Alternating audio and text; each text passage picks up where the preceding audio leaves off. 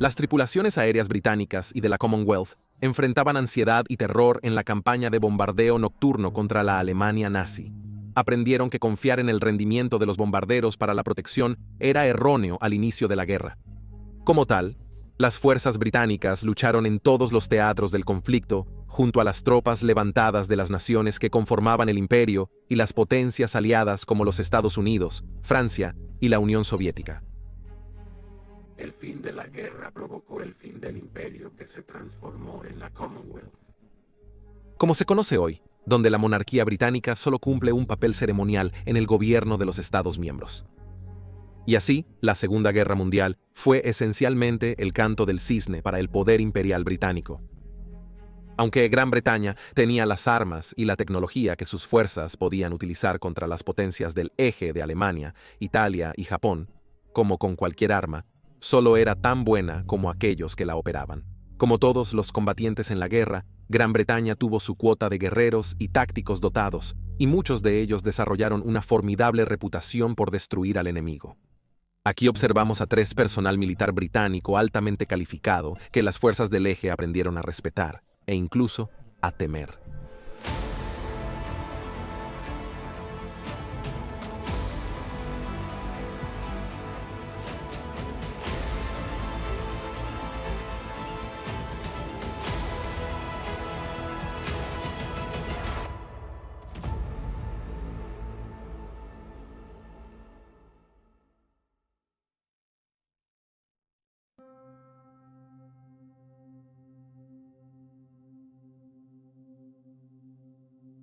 En el verano de 1940, la Real Fuerza Aérea luchaba por la supervivencia de Gran Bretaña. La Fuerza Aérea Alemana, la Luftwaffe, tenía que destruir las fuerzas de combate británicas para evitar que interfirieran en la fuerza de invasión alemana que cruzaba el canal. A medida que 1940 daba paso a 1941, la RAF recibió el Spitfire Mark II, que introdujo un motor más potente y configuraciones de ala opcionales para permitir que se modificara fácilmente para diferentes requisitos. El Mark V era un rival para el Bf-109 equivalente, pero luego en septiembre de 1941, como si saliera de las pesadillas de los pilotos británicos, apareció un nuevo avión enemigo en el cielo, el Focke-Wulf Foviu-190. El FW-190 superó al Mark V en casi todos los aspectos. De la noche a la mañana, la Luftwaffe inclinó la balanza en el aire a su favor, mientras los Mark Vrstus comenzaban a caer del cielo, lo que llevó a los británicos a apodar al nuevo avión alemán el pájaro carnicero. Los ingenieros británicos se pusieron rápidamente a trabajar en el diseño de un Spitfire para contrarrestar el FW-190. Pero, mientras tanto, la RAF tuvo que intentar desarrollar tácticas para contrarrestarlo, utilizando la única ventaja del Spitfire Mark II, su ligera capacidad de giro. Uno de los pilotos líderes que entraba en batalla y aprendía cómo luchar contra el pájaro carnicero era Johnny Johnson. Nacido el 9 de marzo de 1915 en Leicestershire, Johnson tal vez nunca hubiera logrado su objetivo de convertirse en un piloto de combate si la amenaza de guerra no se hubiera asomado en el horizonte. Ingeniero capacitado y deportista entusiasta, se lesionó la clavícula durante un partido de rugby que complicaría su ingreso a la RAF antes de que finalmente fuera aceptado en agosto de 1939. Sin embargo, su lesión de clavícula continuó siendo un obstáculo y tuvo que alejarse del entrenamiento de vuelo para someterse a una operación para reajustarla, lo que significó que se perdió la batalla de Inglaterra. Después pudo completar su entrenamiento de vuelo y se unió a un escuadrón operativo, No. 616 Escuadrón, y el 15 de enero de 1941 entró en la refriega cuando, como parte de un vuelo que estaba cubriendo un convoy, atacó a un bombardero alemán. El bombardero probablemente se estrelló debido a daños sufridos, y las radios británicas captaron su señal de socorro. Sin embargo, dado que Johnson no lo vio estrellarse, se le acreditó con un avión enemigo dañado en lugar de destruido. Lograría su primera muerte confirmada, un Messerschmitt Bf-109, mientras escoltaba a los bombarderos sobre el norte de Francia. El 26 de junio de 1941, dañó otro Bf-109 unos días después y seguirían varias victorias más en una serie de combates desde julio hasta septiembre. Después de una relativa calma en las operaciones ofensivas de su escuadrón durante el período invernal, en abril de 1942 comenzaron de nuevo, momento en el que el Butcherbird ya estaba bien arraigado en el servicio de la Luftwaffe. El 15 de abril de 1942 logró dirigir sus armas hacia un FW-190, pero solo logró dañarlo, y en las semanas siguientes presenció de primera mano la letalidad del nuevo avión alemán. En sus palabras, podíamos superarlo girando, pero no todo el día. El aumento de 190 reducía la profundidad de nuestras penetraciones. Nos forzaron a regresar a la costa. Mientras Johnson y sus compañeros combatían al 190 ingenieros británicos, finalizaban una respuesta. El Spitfire Mark VIII estaba impulsado por el nuevo motor Rolls-Royce Merlin 60, que se estaba utilizando para alimentar al poderoso bombardero Avro Lancaster, y prometía reequilibrar el rendimiento con el FW-190. Tenía un fuselaje rediseñado para optimizar el rendimiento del nuevo motor. Pero esto solo retrasó su introducción, ya que las fábricas tenían que ser reequipadas para fabricarlo, y la RAF los necesitaba ahora.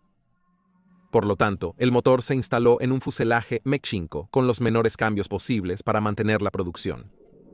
El resultado fue el Spitfire Mach 9, un diseño provisional que le dio a la RAF la capacidad de luchar frente al FW-190 en igualdad de condiciones. Johnson empezó a pilotar Spitfire Mark IX al liderar una unidad de la Real Fuerza Aérea Canadiense, basado en RAF Kenly, y pronto se enfrentó al Butcherbird en su nuevo montaje, su propio avión personal llevando sus iniciales JESH. Usando su nueva posición, cambió las tácticas de la unidad canadiense para enfrentar mejor a los cazas alemanes, cada vez más involucrados, al proteger a los bombarderos estadounidenses en misiones diurnas sobre Europa. En los días previos y posteriores al día D, Johnson estuvo frecuentemente en combate. Si se necesitaba prueba de que el pájaro carnicero había sido embotado, Johnson derribó 2 FW-190 el 27 de junio de 1944 y 2 más cerca de París el 21 de agosto, y esto excluye las victorias generales de su unidad contra la Luftwaffe. En el nuevo año, finalmente se despidió de su Mach 9, cambiándolo por un Mach 14. En los últimos meses de la guerra, se encontró cada vez más volando un escritorio en lugar de un Spitfire, aunque todavía veía combate de vez en cuando. En los últimos días de la guerra, formó parte de una fuerza de Spitfires, que avistó 4 Fu-190S, pero al atacar, los aviones alemanes indicaron su rendición y el vuelo de Johnson los escoltó a un aeródromo de la RAF.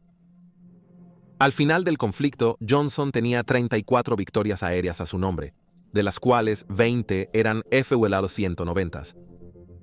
Esto lo convierte no solo en el piloto aliado más destacado en el frente occidental, sino también en el de la RAF con mayor puntuación contra el FW-190 en esos meses oscuros desde finales de 1941 hasta inicios de 1942. Parecía haber favorecido a la fuerza de combate de la RAF. Con su habilidad y liderazgo, hizo más para contrarrestar al pájaro carnicero de lo que cualquier hombre podría. Johnson falleció el 30 de enero de 2001 a la edad de 85 años.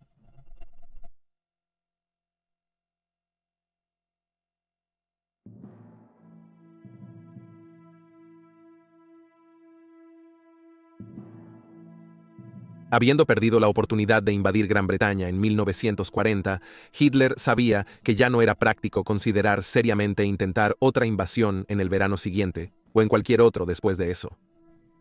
A menos que la situación británica cambie drásticamente.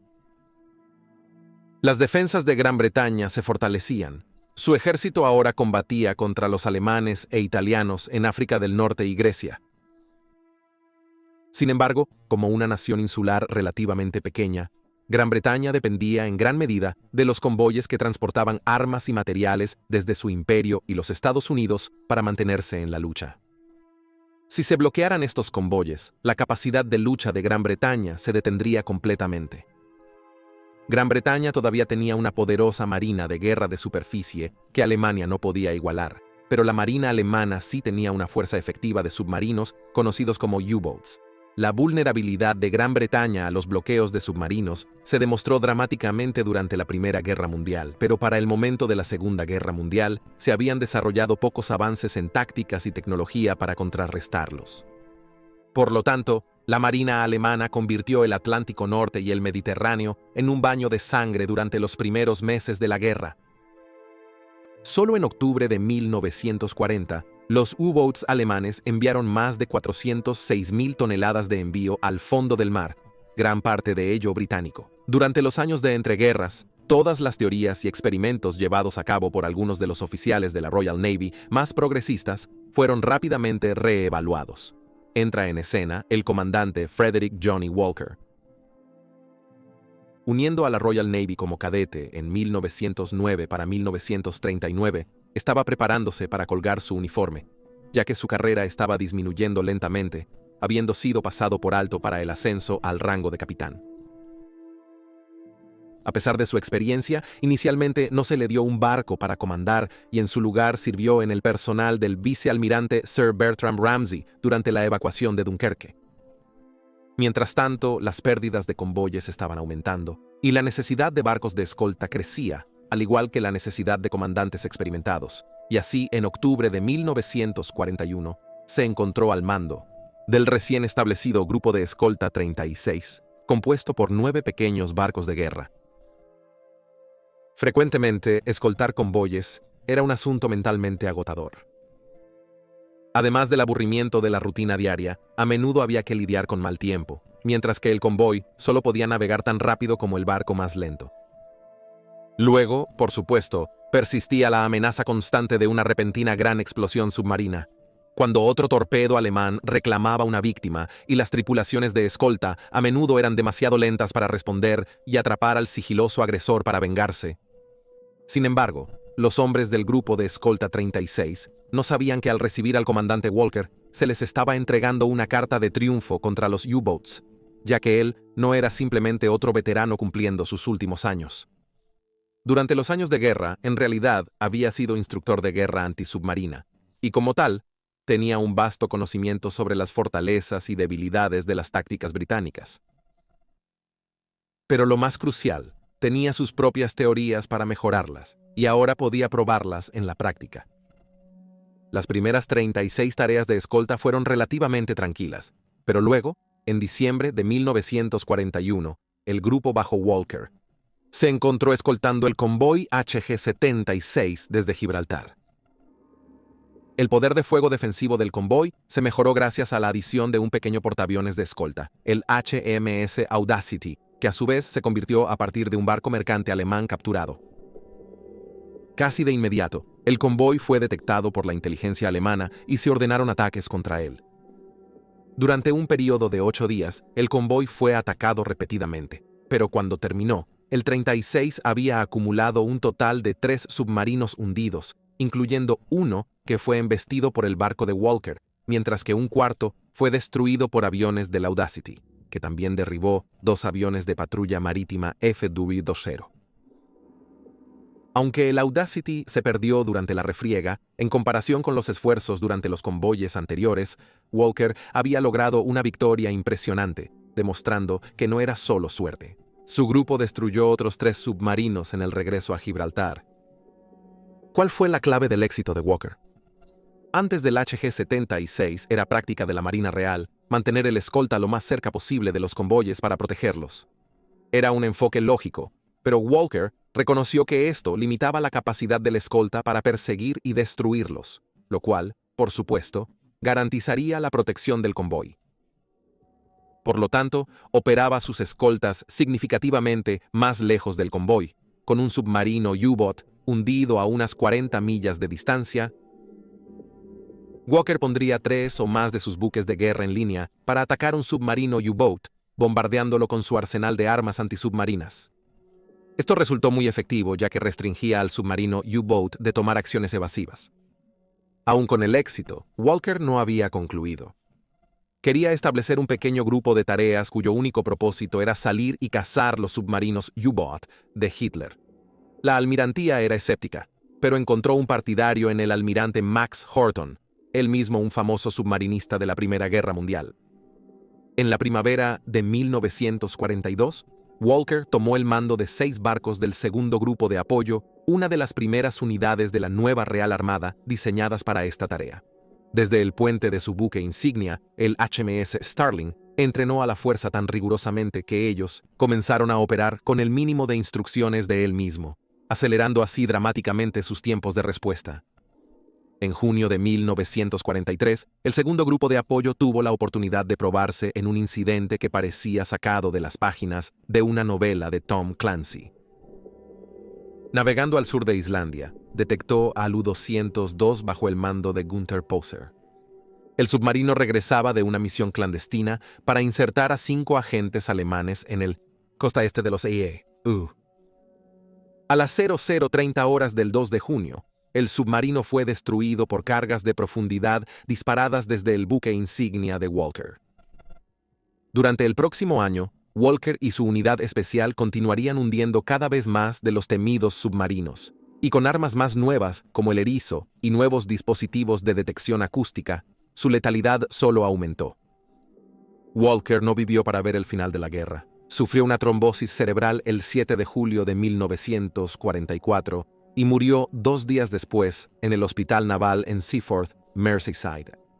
Con solo 48 años, sus médicos atribuyeron su muerte al exceso de trabajo y al agotamiento, pero su personalidad y tácticas revolucionarias dejaron una impresión indeleble en la fuerza antisubmarina de la Marina Real. Ya sea directamente o a través de un barco bajo su mando, Walker fue el más exitoso cazador de submarinos del guerra y ha sido reconocido como el hombre que hizo más para liberar el Atlántico de la amenaza de los submarinos que cualquier otro oficial individual. En una cruel ironía, uno de sus hijos también murió durante la guerra cuando su submarino británico fue hundido por las fuerzas alemanas.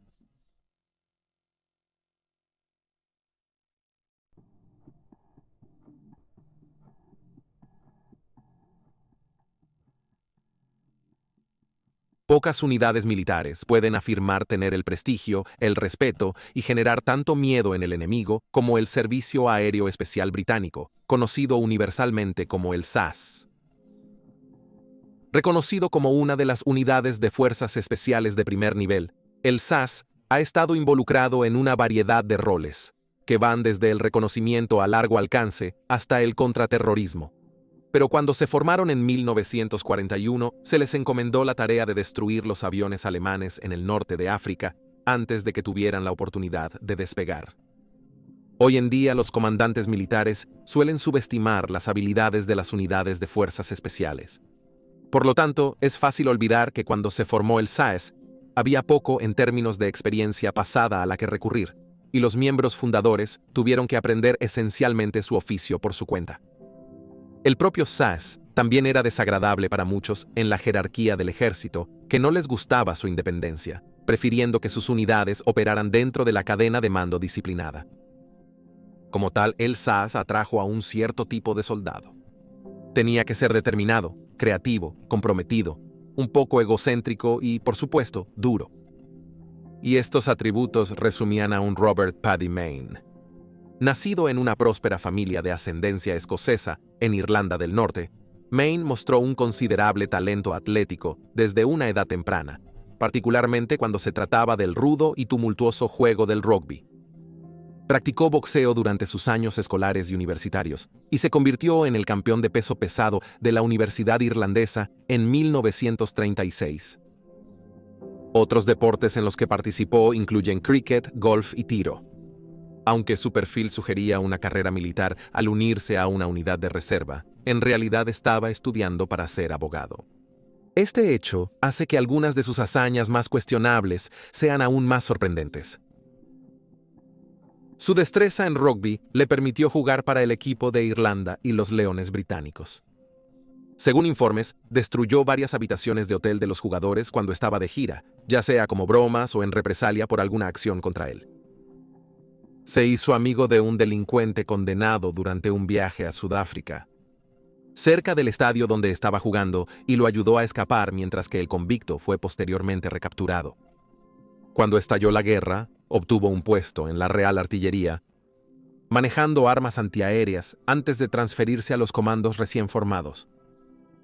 Después de Dunkerque, el primer ministro Winston Churchill sabía que Gran Bretaña no estaba en posición de reinvadir y capturar territorio en Europa por sí sola, así que en su lugar formó unidades especiales de asalto, los comandos, que podían asaltar posiciones enemigas fortificadas, causando tanto caos como fuera posible, antes de replegarse de nuevo al territorio británico. Maine sirvió con el no. 11 comando y luchó en las campañas de Siria y Líbano, no contra los alemanes, sino contra los franceses de Vichy, a quienes se temía que permitirían a los alemanes usar su territorio para atacar Egipto británico. Por su parte en la campaña, el nombre de Maine fue mencionado en despachos por sus hazañas durante la batalla del río Litani, tras el asesinato de su superior.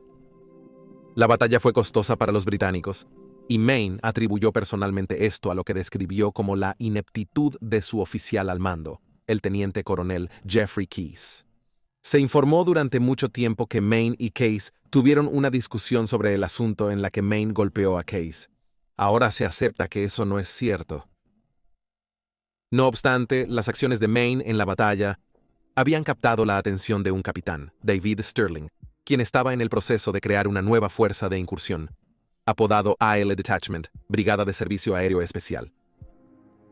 Al igual que Maine, Stirling no era el soldado más popular entre sus oficiales superiores, pero esto solo ayudó a reforzar la individualidad de la nueva unidad. La nueva unidad tenía un rol específico en mente, y ese era destruir los aviones de la brutalmente afectada Luftwaffe en el suelo, mediante el asalto a sus aeródromos. A Stirling y Maine se les dieron pocos suministros para su nueva unidad, incluso mientras se preparaban para lanzar su primera incursión en apoyo de una ofensiva británica, y por lo tanto, comenzaron a operarlos desde otras unidades con o sin su permiso. El 16 de noviembre de 1941, 55 hombres del SAS se lanzaron en paracaídas a la acción, pero la incursión fue un desastre, con un tercio de ellos siendo asesinados por poco beneficio. Maine reconoció que al lanzarse en paracaídas, estaban alertando a los alemanes de su presencia, garantizando una batalla de armas inmediata y haciendo su trabajo aún más difícil. Por lo tanto, ideó un plan para una segunda incursión, que en su lugar usaría jeeps militares para llevarlos al aeródromo, donde podrían plantar explosivos y realizar sabotajes. La repentina de los ataques agregaría a la confusión, tendrían mucho menos tiempo para responder, antes de que se hiciera el daño, en cuyo punto el SAS estaría haciendo bien su escape. Stirling aprobó el plan y se llevó a cabo una incursión utilizando este método en la noche del 14 de diciembre de 1941 con el propio Maine realizando una incursión en el aeródromo de Wadi-Thamet. Si el SAS debía probar su existencia al alto mando del ejército, entonces la incursión tenía que ser un éxito, y gracias a la idea de Maine de usar jeeps, lo fue. 60 aviones alemanes se destruyeron a cambio de 2 hombres y 3 vehículos. Se realizaron más incursiones en los meses posteriores. A menudo, los hombres del SAS utilizaban hablantes de alemán o italiano para confundir a los guardias mientras conducían hacia los aeródromos y los puertos bajo la cobertura de la oscuridad. Desafortunadamente, en enero de 1943, Stirling estaba realizando una incursión cuando fue capturado por los alemanes, quienes para ese momento ya lo llamaban el Mayor Fantasma. La captura de Stirling provocó una gran reorganización del SAS, ya que se dividió en 2 secciones, el Escuadrón de Incursiones Especiales y la sección de Botes Especiales. Esta última se convirtió en la precursora del Servicio de Botes Especiales de hoy, o SBS. Como mayor, Maine fue el siguiente en la línea y se le dio el mando del Escuadrón de Incursiones Especiales. Después de luchar en África del Norte, Maine y el SAS fueron ahora luchando en Sicilia e Italia. Bajo su liderazgo, Maine continuó el legado de Stirling, pero impresionó su propia personalidad poderosa en la fuerza. El SAS apenas había salido de la cuna, pero ya estaban forjando su temible reputación por el coraje y la ingeniosidad en el combate contra el enemigo. Con la ayuda de Maine, lideró sus incursiones desde el frente para conocer cada detalle y mejorar la próxima. El liderazgo del ejército, que había sido reacio a aceptar al SAS, ahora estaba otorgando honores a sus miembros, y en particular al hombre que los lideraba.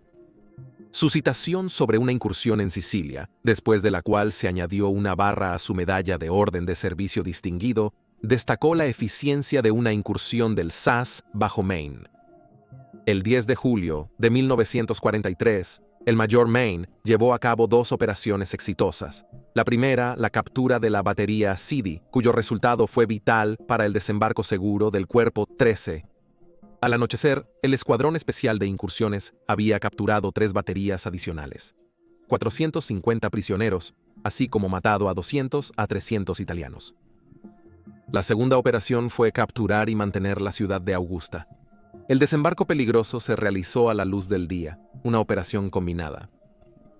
Por su audacia, los italianos tuvieron que abandonar sus posiciones y se salvaron grandes cantidades de almacenamiento y equipo de la demolición enemiga. En ambas operaciones, fue el coraje, la determinación y el excelente liderazgo del Mayor Maine lo que resultó ser la clave del éxito. Lideró personalmente a sus hombres desde las embarcaciones frente al fuerte fuego de ametralladora. En los últimos meses de guerra, Maine fue promovido a teniente coronel, convirtiéndose en uno de los soldados más condecorados del ejército británico. Los elogios continuaron llegando después de la guerra, con el gobierno francés de posguerra otorgándole la Legión de Honor y la Croix de Guerre. Sin embargo, se le negó el honor más alto del ejército británico, la Cruz Victoria. En 1945, Maine fue recomendado para un VC, después de rescatar, por sí solo, a un escuadrón de sus tropas que estaban atrapadas por un fuerte fuego enemigo cerca de la ciudad de Oldenburg, en el noroeste de Alemania. Maine rescató personalmente a los heridos entre ellos, levantándolos uno por uno en su jeep, antes de devolver el fuego y destruir a los artilleros enemigos en una granja cercana. Sin embargo, a pesar de que la recomendación fue firmada por el propio mariscal de campo Bernard Montgomery, entonces comandante del Grupo de Ejércitos Aliados 21, Maine, recibió en cambio una cuarta deseo para gran furia de sus hombres. Se ha especulado durante mucho tiempo por qué se negó la BC, y muchos de sus seguidores argumentan que fue debido a su personalidad agresiva, su frecuente falta de respeto por los oficiales superiores que no valoraba y el hecho de que el SAS representaba un tipo de guerra más sucio. Sin embargo, cuando terminó la guerra y regresó a la vida civil, dejó atrás una de las unidades más elitistas del mundo, y como una vez dijo de él, el famoso escritor del SAS, Andy McNabb, siempre ha sido y siempre será una leyenda. Si observas los cimientos del Servicio Aéreo Especial, él fue fundamental en eso. Contamos con SOPs, procedimientos operativos estándar, que son fundamentales y no deben modificarse. Muchos surgen de las operaciones de Paddy en la guerra. Él es simplemente un sinónimo de lo que sucede dentro del SAS, y es parte integral de lo que somos hoy. En la noche del martes 13 de diciembre de 1955, Mame estaba bebiendo con un amigo en la ciudad de Bangor, condado de Down, antes de regresar a casa en las primeras horas de la mañana. Fue encontrado sin vida a las 4 a.m. en su Riley Roadster en Mill Street, Newton Arts, tras colisionar con un vehículo agrícola. Para un hombre que había mostrado un valor extraordinario contra el enemigo, fue un final trágico. Eso es todo para este video sobre los 3 soldados británicos más temidos en la Segunda Guerra Mundial. Ahora, por supuesto, hay muchos más que 3 y haremos más videos como este en el futuro, abarcando todos los ejércitos y sus miembros más temidos en la Segunda Guerra Mundial. Gracias por ver Guerras del Mundo y nos veremos la próxima semana para otro video.